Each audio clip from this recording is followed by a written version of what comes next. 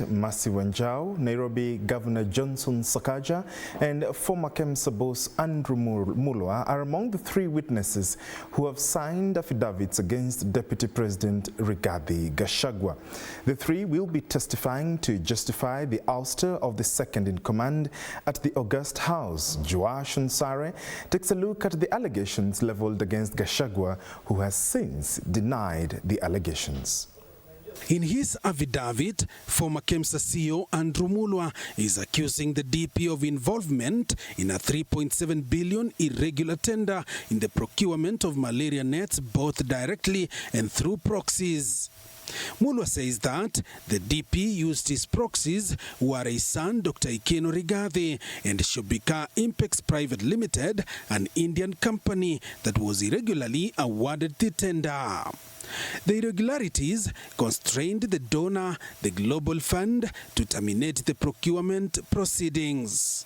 In his affidavit, Mulwa said that the Deputy President called him and pressured him to surrender to his proxy the original bid bond submitted by Shobika Impex Limited for the above tender.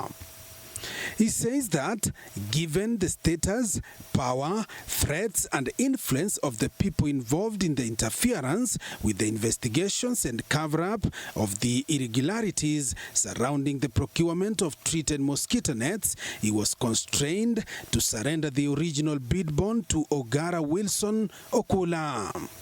Mulwa says he was caught in a tricky situation as there was nothing much he could do as a junior government officer against a sitting deputy president of the Republic of Kenya.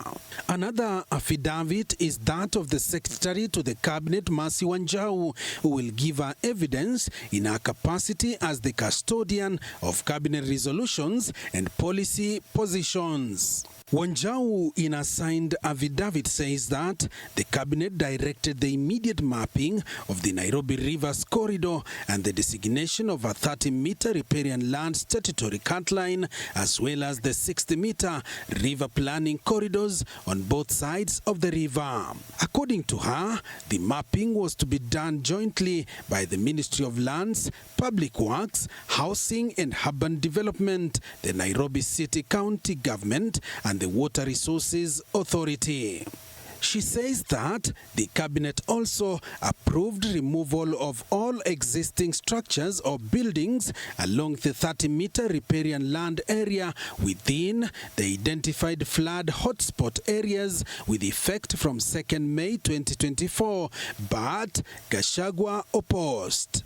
The cabinet also approved the operation plan for relocation of people from the danger zones along Mathare, Nairobi and Ngong rivers. DP Gachagua said that the government had promised not to relocate people during its campaign promises.